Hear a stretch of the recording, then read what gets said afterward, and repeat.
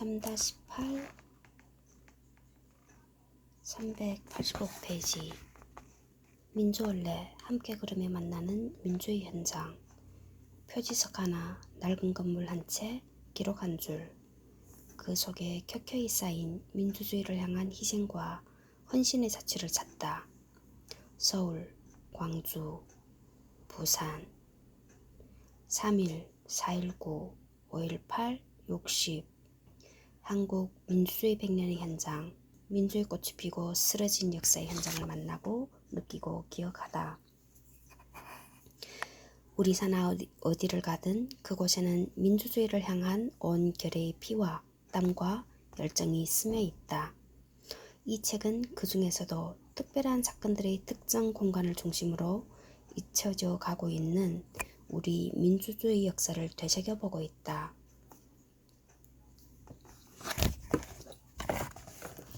(385페이지) YWCA 위성결혼 사건의 무대.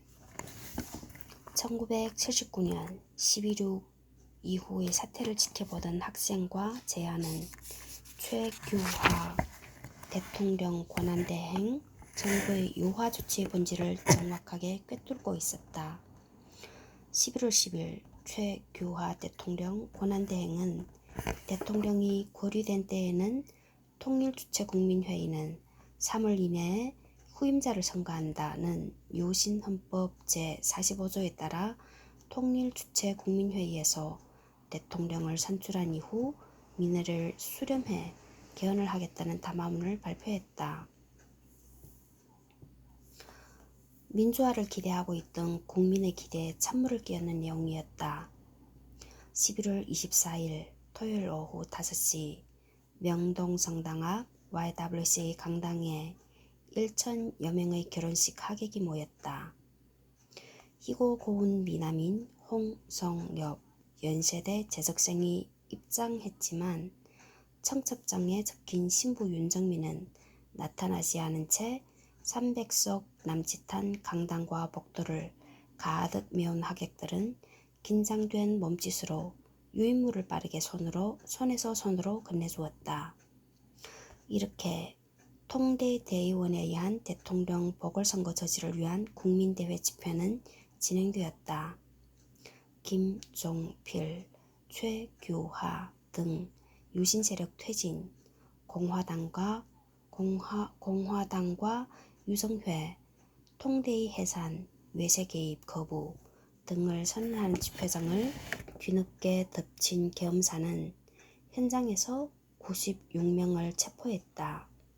한편 집회장을 빠져나간 참가자들은 유신 철폐와 거국 내각 구성을 외치며 인근 코스모스 백화점에서 대기 중이던 민청협의 양관수, 이상익 등과 합류해 무교동까지 진출해 시위를 벌이다가 또 44명이 연행되었다.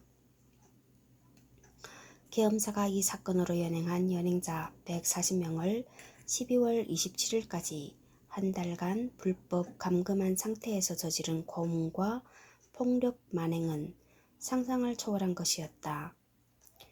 해직 교수 김병걸은 고문으로 인해 정신 착란을 일으켜 실려 나왔으며 백기환은 수개월 동안 병원에 입원해야 했다. 신랑 역을 자임한 홍성엽은 군인들의 처참한 고문에 맞서 체포되지 않은 조성우 등의 동지를 지켜냈다.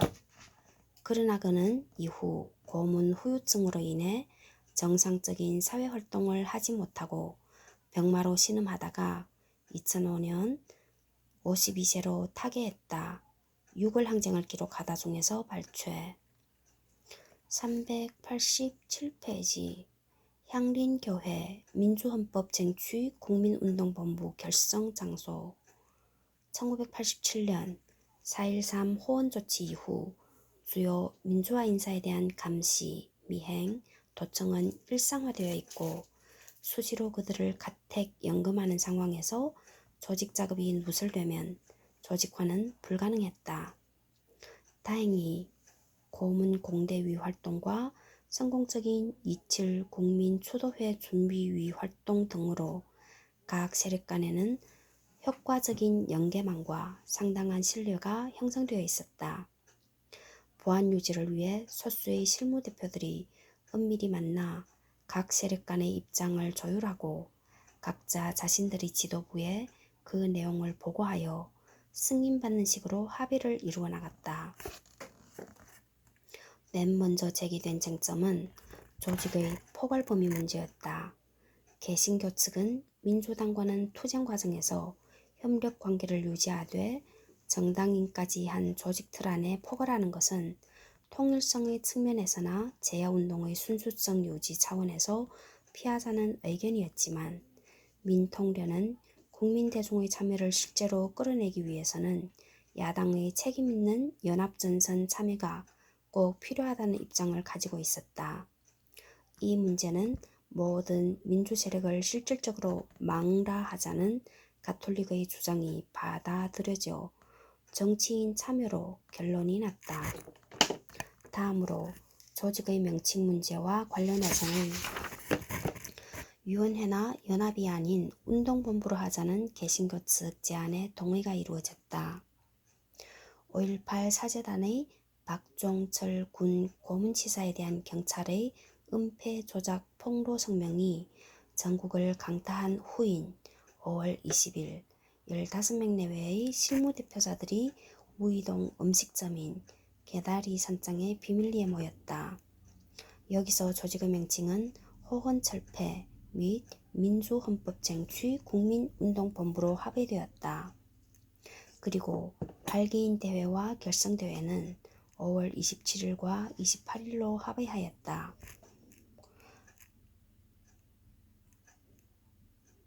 발기 선언문 등 문건 작성과 발기인 명단 취합 등 일체의 준비사항은 성유보, 황인성, 이명준, 김도현 등 4인의 준비팀에게 위임했고 장소 물색과 결정은 개신교 측에 위임했다. 발기인 대회 장소는 오충일 목사가, 박종기 신부가 주임인 성공회 대성당, 홍근수 목사가 사무하는 명동의 향림교회, 종로 5가에 있는 복음교회를 비밀리에 알아보고 있었는데 이 사실은 오충일 목사와 황인성만 알고 있었다. 5월 27일 전경과 형사들이 지키고 있는 상태를 다 파악하고 나서 오후 7시 오충일 목사와 황인성은 발기인 대회 장소로 향림교회를 최종 낙점했다. 이 시각쯤 발기인 대회에 참석할 사람들은 정보기관의 추적을 따돌리고 단체별로 각기 중간 집결지로 모이고 있었다. 놀랍게도 불과 30여 분 만에 경찰이 지키고 있는 명동성당 코밑의 향림교회로 전국 2191명의 발기인을 대표하는 개훈재, 박형규, 김상근, 최형우, 김동영, 양순직 등 150여 명의 각계 인사들이 소리 없이 모여들었다. 발기인 대회는 매우 흥분된 분위기 속에서 개훈재 민통련 의정 대행의 사회로 진행되었다. 조직의 명칭은 너무 길고 의미가 중복된다며 호헌철폐를 빼고 민주헌법쟁취 국민운동본부로 확정하고 공동대표, 집행위원 등 임원 선출에 이어 김승훈 신부의 결성선언문 낭독, 만세 삼창 순으로 결성대회를 마쳤다. 민주헌법쟁취 국민운동본부의 약칭은 국본이었다. 경찰은 발기인들이 모두 모여 기자들에게 발기인 대회 개최 사실을 알릴 때까지 모르고 있다가 나중에야 헐레벌떡 쫓아왔다. 이 글은 6월 항쟁을 기록하다를 인용하고 정리한 것인데 국본의 결성문에도 3.1운동이 등장한다. 우리 국민은 온갖 외세의 침략과 독재적 억압의 현대사 가운데서도 갑오농민전쟁, 3.1 독립운동, 4월혁명, 부마항쟁, 광주민주항쟁의 빛나는 전통을 이어받아 민족의 자존을 수호하고 민주주의 대동세상을 건설하기 위한 투쟁을 전개해왔다. 일부 발췌. 향기로운 이웃이 되자는 의미의 향림교회는 이렇게 역사적 공간이 되었지만 재개발로 인해 얼마 후에 그 모습이 사라질 것이다. 안타까운 일이 아닐 수 없다. 390페이지 옛 미 문화원. 전국적인 학생 조직의 건설과 더불어 학생운동 세력은 어울들어 광주 학살 진상규명 및 책임자 처단투쟁을 전개하였고, 이 투쟁의 연장선에서 1985년 5월 23일 서울 미 문화원 점거농성 사건이 일어났다. 5월 23일 12시 고려대, 서강대, 서울대, 성균관대, 연세대의 삼민투 소속 학생 73명이 일시에 미 문화원 2층 도서관을 점거한 것이다. 미 문화원을 점거한 학생들은 우리는 왜 미 문화원에 들어가야만 했나라는 성명서를 발표하면서 광주민중항쟁 당시 미국이 미군 지휘하의 4개 대대를 광주 진압을 목적으로 풀어주고 신군부를 지원한 것에 대한 해명과 공개 사과, 그리고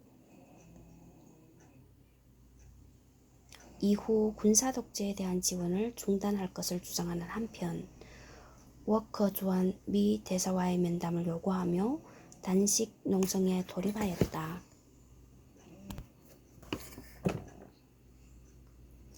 농성장에는 미국 측의 선 농성 해제 후 대화의 입장과 학생 측의 공식 문서화와 학살 동조 책임 인정 및 공개 사과 요구가 팽팽히 맞서 있었다. 그러나 학생들은 72시간의 농성 과정에서 미국 측의 미온적인 태도에 한계가 있음을 인식하고 5월 27일에 있을 남북 적십자회담을 고려하여 농성을 풀기로 하고, 농성 해제가 문제의 해결이 아닌 보다 효과적인 싸움을 위한 재출발임을 밝히고 5월 26일 평화적으로 농성을 풀었다.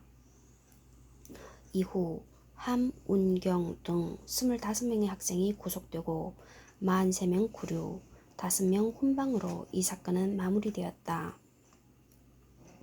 한편 전두환 정권은 이 사건과 관련하여 전학령과 삼민투를 좌경용공으로 左倾容共 사케이 여쿄 左倾 공산주의 사회주의 공산주의 와 사회주의 따위의 좌익 사상으로 기울어짐 또는 그런 경향, 여교 롱공 공산주의의 주장을 받아들이거나 그 정책에 동조하는 일, 좌경용공으로 매도하다가 나중에는 폭력 사대주의로 규정하였다. 또한 5월 27일에 있을 남북 적십자 회담을 겨냥하여 북한을 이롭게 하려는 행위라는 식으로 국민의식에 깊이 뿌리박힌 반공 이데올로기를 자극하고 위의식을 조장하여 문제의 확산을 최소화하려고 노력하였다. 이에 비해 미국은 이 사건을 통해 한국에서 가시화된 반미 감정을 누그러뜨리는 데 역점을 두고 광주 항쟁에 대한 책임을 전두환 정권에 전가하기에 급급했다. 391페이지 도표 1985년 5월 13일 미 문화원 점거 농성.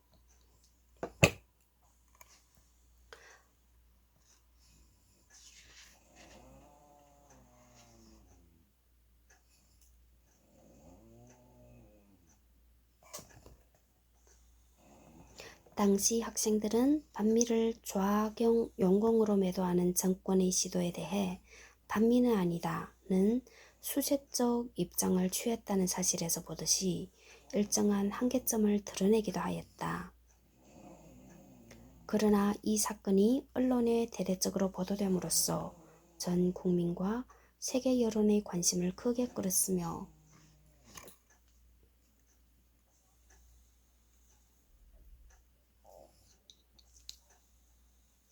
이로 인해 미국이 한국의 영원한 우방이 아닐 수 있다는 사실을 국민들에게 광범위하게 인식시키는 계기가 되었다. 이로써 이 사건은 1980년대 반독재 민주화 운동사에서 민족의 자존을 일깨운 중요한 계기로 기록되었으며 점거 농성이라는 새로운 투쟁 방식을 유행시키는 시발점이 되었다. 같은 해에만 또 새마을운동 중앙본부 주한미상공회의소 가락동 민정당 중앙연수원이 잇따라 점거되었다. 392페이지 그림 1987년 7월 9일 일찍이 없었던 서울 중심부의 100만 군종. 이 군종의 숙연한 운집은 살인정권에 대한 중엄한 경고이기도 했다. 출처 박용수 사진집 민중의 길 392페이지 서울시청 광장 6.18 최루탄 추방대회와 이한열 로제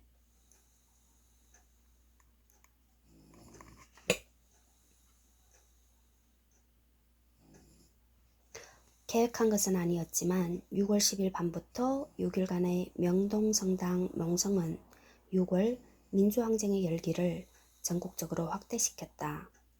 민주헌법 쟁취 국민운동본부는 6월 18일을 기해 전국 16개 도시 247개 장소에서 일제히 최루탄 추방을 위한 범국민대회를 진행했다. 서울을 비롯하여 전국적으로 150여만 명이 참가한 이날의 대회는 전반적으로 60 국민대회에 비해 참여도시의 수가 조금 줄어든 양상을 보였으나 6월 15일 이래 확산 일로를 치달려 온 부산 지역 시민들의 투쟁이 정점에 이름으로써 전국은 극도의 긴장 국면으로 빠져들었다. 그리고 이날을 기점으로 광주 지역의 투쟁이 새롭게 확대 전개되기 시작했다.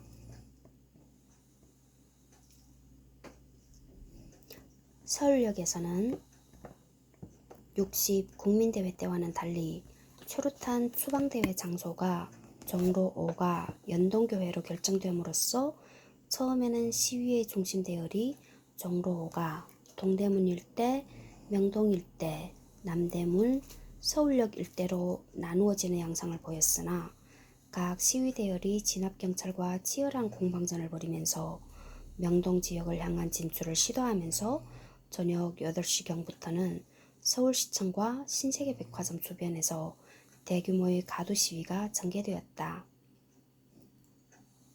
전국적으로 진행된 이 대회에서 경찰력이 상당히 무력화되었으나 밤이 깊어지고 시위대의 수가 줄어들면서 인천, 대전, 수원 등지에서는 경찰의 무자비한 구타, 연행이 벌어지기도 하였다. 이날 시위로 전국 16개 도시에서 총 1487명이 연행되었고 수십여 명이 중경상을 입었다. 반면 시위대들이 던진 화염병에 의해 파출소 21개소, 경찰 차량 13대가 연소되거나 파손되었다. 394페이지 성공회 대성당 커다란 십자가를 눕혀놓은 형상의 성공회 대성당은 60 민주항쟁의 진원지였다. 하지만 이 성당이 어떻게 건설되었는지 아는 이는 많지 않다. 민주화의 성지인 명동 성당은 순수한 고딕 양식으로 서울 시내를 내려다보는 위치에 지어졌다. 성공회 성당은 마치 덕수궁의 일부인 것처럼 눈에 띄지는 않지만 조화를 잘 이루고 있다.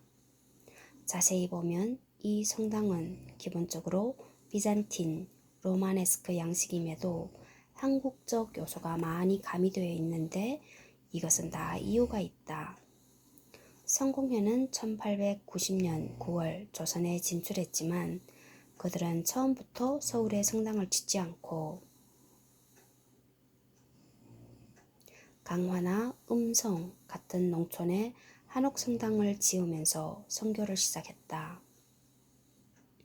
이런 전통으로 인하여 1922년에 착공되어 1926년에 완공된 서울 성공회 대성당은 사진에서 보듯이 기와를 사용하는 등 한국적 요소가 들어가 있다.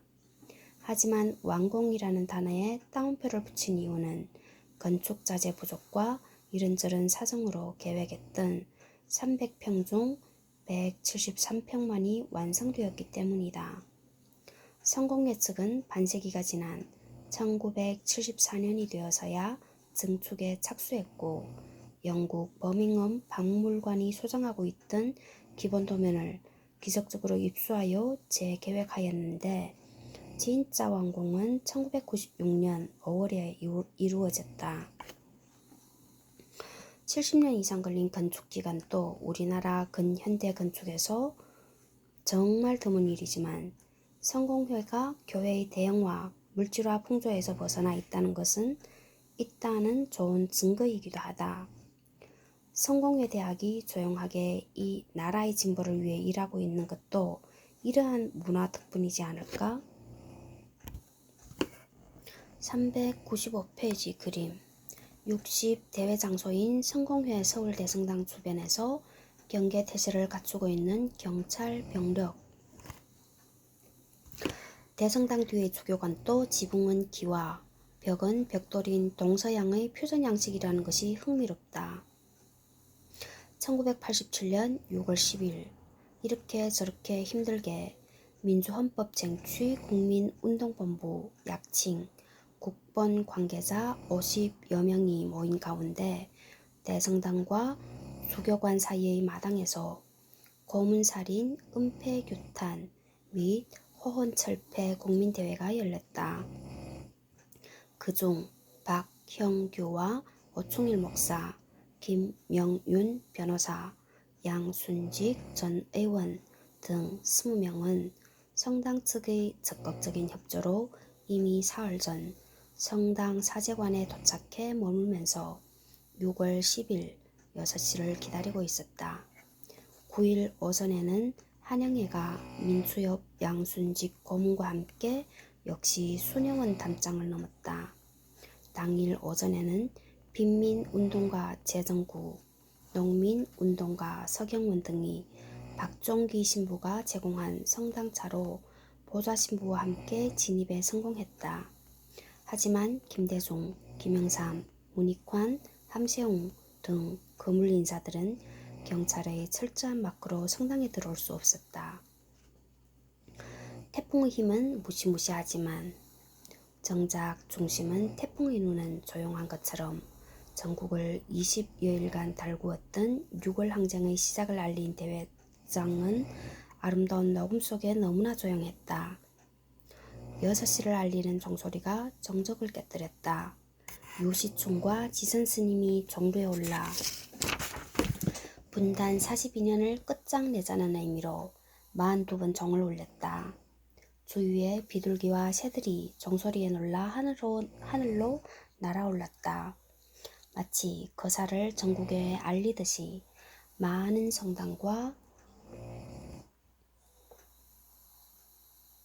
교회에서도 거의 동시에 종을 울리며 호응했고 주위의 거의 모든 차량이 경적을 울렸다. 여담이지만 스님과 여성이 대성당의 종루에 올라가 종을 친 것은 처음이자 마지막이었다고 한다. 그들의 목소리가 울려 퍼졌다. 여러분, 우리는 박종철 고인살인 은폐조작 규탄 및 호언철폐 범국민대회를 주최하기 위해 모인 민주쟁취 국민운동본부입니다. 우리는 민주주의를 갈망하는 온 국민의 이름으로 지금 이 시각 진행되고 있는 민정당의 대통령 후보 지명이 무효임을 선언한다. 한옥 주교관 앞에는 그날의 그 일을 기념하는 표지석이 세워져 있다. 이렇게 성공회 대성당은 자신이 맡은 역사적 역할을 해냈지만 명동성당과는 달리 그 후 시위대나 억울한 이들이 몰려들지는 않았다. 아무래도 교세의 차이, 김수환 추기경의 이름과 권위, 언덕 위라는 지리적 강점 등이 작용했으리라. 397페이지 그 외 장소들 연세대학교 정문과 하늘동산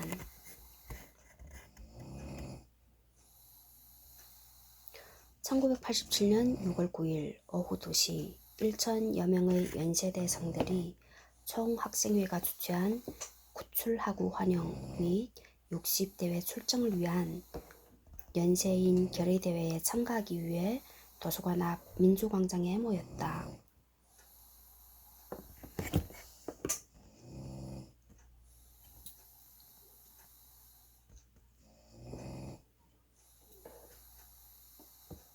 학생들은 집회를 마친 뒤 교문 앞으로 구호를 외치며 행진했고 교문 밖에서 대기 중이던 전투경찰과 부딪혔다. 부딪혔다. 지읒인가? 디귿 아닌가? 그리고 늘 그랬듯이 학생들을 향해 수많은 최루탄이 발사되었다. 최루탄은 사람이 아닌 공중을 향해 발사되어야 하는데 탄이 허공에서 터지거나 포물선을 그리며 떨어져야 사람들이 피할 수 있기 때문이다. 그러나 그날은 어느 전투경찰이 최루탄을 직접 쏘았다. 그리고 그 탄은 직선으로 날아가 한 학생의 머리를 맞고 터지고 말았다. 시간으로는 오후 5시였고 쓰러진 장소는 연세대학교 오른쪽 교문, 교정에서 교문을 향한 방향에서 학교 안으로 50cm 내지 1m가량 떨어진 지점이다. 이곳에는 기념동판이 설치되어 있다.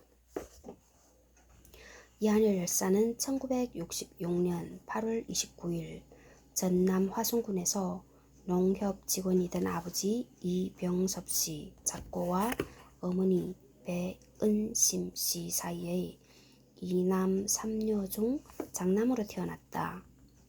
광주 동성중학교와 진흥고등학교 재학 시절 성적이 뛰어났을 뿐 아니라 지도력과 친화력도 인정받아 고교 3학년 때는 총학생회장을 맡기도 했다. 예술과 문학을 사랑해 많은 시와 일기를 썼던 그는 전문 경영인의 꿈을 지닌 평범한 젊은이였다. 그러나 재수를 거쳐 1986년 연세대학교 경영학과에 입학하고 사진과 비디오를 통해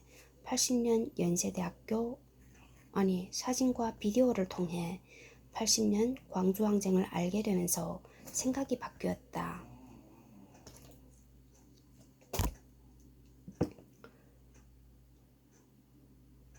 광주항쟁 당시 중학교 2학년이었던 그는 부모님 이마가 집 마당에조차 나가보지 못했다. 광주에 있었지만 대학에 들어올 때까지 광주항쟁에 대해 제대로 보거나 들은 적이 없었던 것이다. 광주의 진상을 알게 된 후 큰 충격을 받은 그는 사회에 대해 고민하기 시작했다. 그리고 민족주의 연구회라는 동아리, 나중에 우리경제연구회와 합쳐져 만화사랑이 됨에 가입해 본격적으로 사회과학 공부를 하면서 학생운동에 발을 내딛게 되었다. 2학년이 되어서는 동아리 활동뿐 아니라 경영학회일에도 적극적으로 참여했다.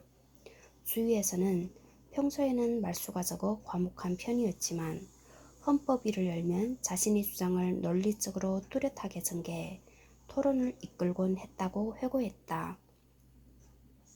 6월 10일은 민정당의 전당대회, 즉 노태우의 대통령 후보 지명을 규탄하고 저지하기 위한 고문살인 은폐규탄 및 호언철폐 국민대회가 열리는 날로서 연세대의 집회는 그 전초전격이었다. 그날 오후에 열릴 집회를 앞두고 이한열은 학생회관 3층에 있는 만화사랑 동아리방에 운명처럼 다음과 같은 메모를 남겼다. 피로 얼룩진 땅, 차라리 내가 잿물이 되어 최루탄 가스로 얼룩진 저 하늘 위로 날아오르고 싶다.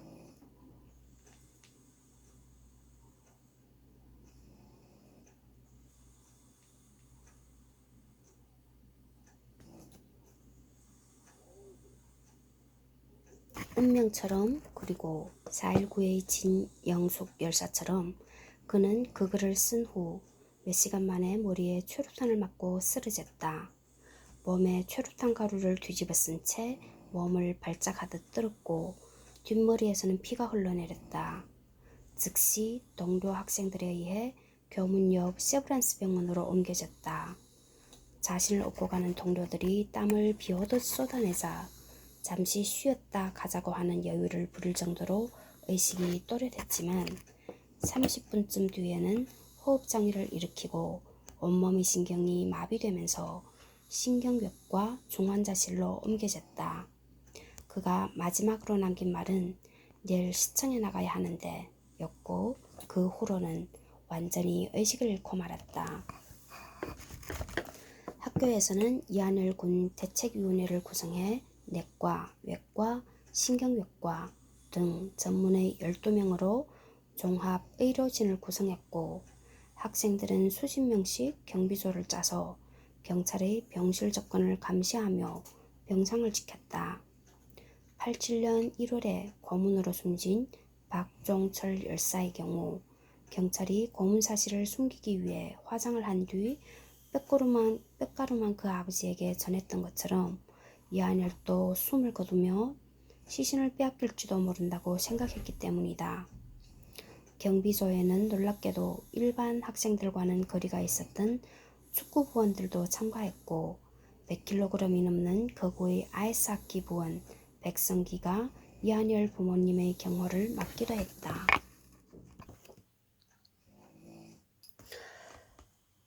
87년을 여는 1월에 산화한 박종철 열사가 6월 항쟁의 문을 열었다면 이한열의 피격은 거대한 도화선이 되었다. 다음 날 그가 가고자 하는 시청으로 수십만의 학생과 시민들이 몰려들었고 서울을 비롯한 전국 14개 도시에서 최루탄 추방대회가 열렸다. 전국 각지에서 이한열의 희생을 기원하는 기도회와 집회가 개최되었고 사건의 진상규명과 책임자의 공개 사과와 처벌을 요구하는 목소리가 이어졌다.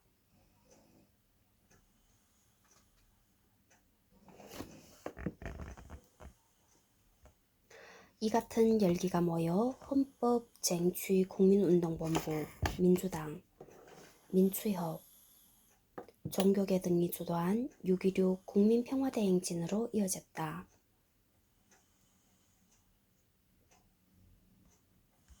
이날 130여만 명의 많은 시민들의 참여 속에 민주화를 요구하는 함성이 전국을 뒤덮었다. 결국 정권은 호언을 철회하고 대통령 직선제를 수용하는 이른바 6.29 선언을 발표하기에 이르렀다.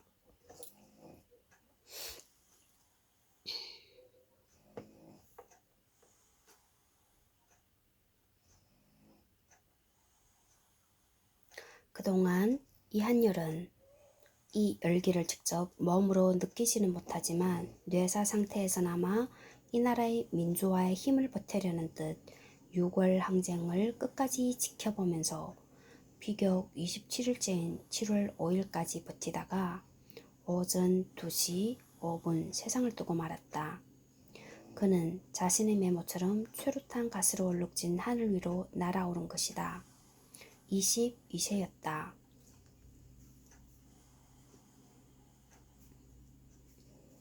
장례가 열리기까지 나흘 동안 전국에서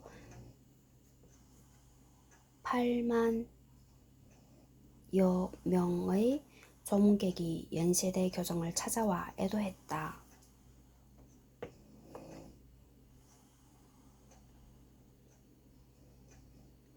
7월 9일 연세대 교정에는 애국학생 고 이한열 열사 민주국민장에 참석하기 위해 시민, 정치인과 재야단체 회원 등 7만여 명이 모였으며 만장은 숲을 이루었다.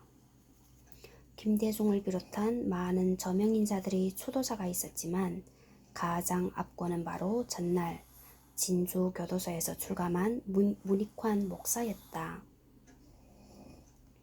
그가 정문에 들어서자 모세의 기적처럼 군중들은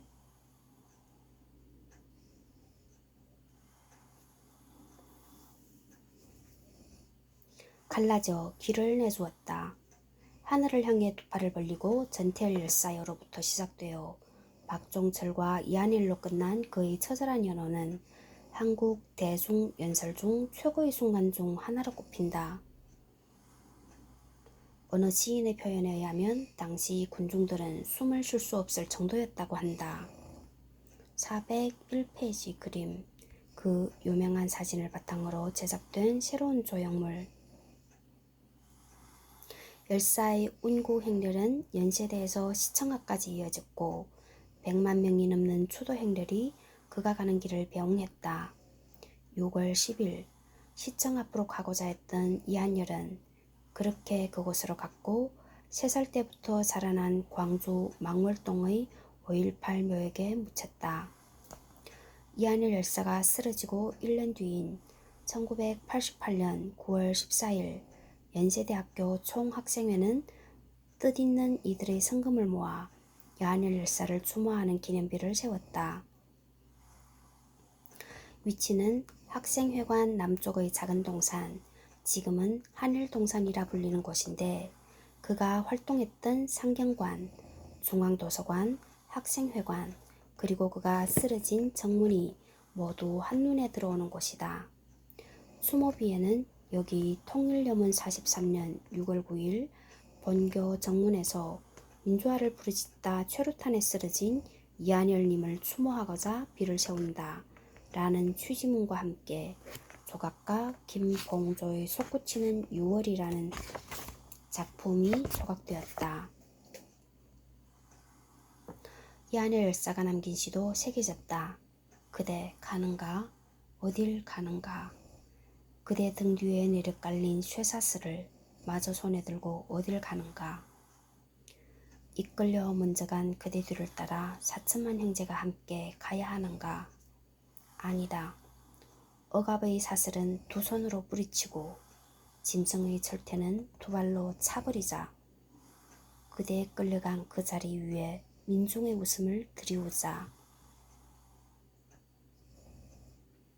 매해 어김없이 6월 9일을 맞이하여 연세대학교에서 이한열 열사 추모제가 열렸지만 2015년은 특별할 수밖에 없었다.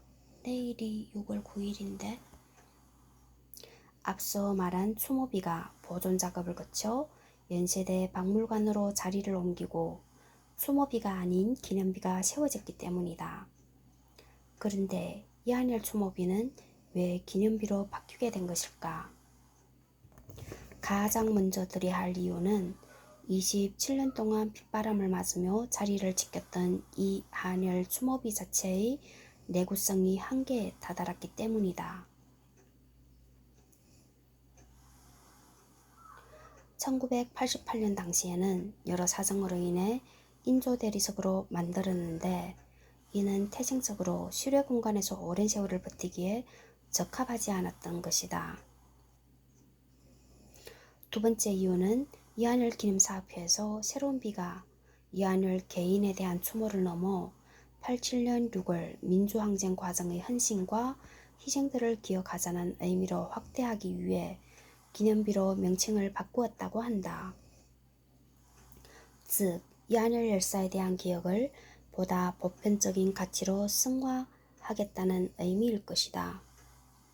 새로운 이한열 기념비는 충남 보령에서 가져온 육중한 5석 우시를 높이 약 1.4m, 길이 약 4.5m로 다듬어 만든 데다가 세로로 만든 추모비와 다르게 가로로 넓고 길게 뻗어 있다. 시대의 변화를 상징하듯 현대 미술의 영향이 강하게 반영되었다. 기념비 앞의 표적에 내장된 전자시계 역시 마찬가지다. 기념비 전면에는 1987-69-7579-22라는 숫자와 의미를 설명한 문구들이 새겨져 있다. 이 숫자는 열사가 최루탄에 맞아 쓰러진 1987년 6월 9일, 사망일인 7월 5일, 6월 9일, 7월 5일 국민장이 치러진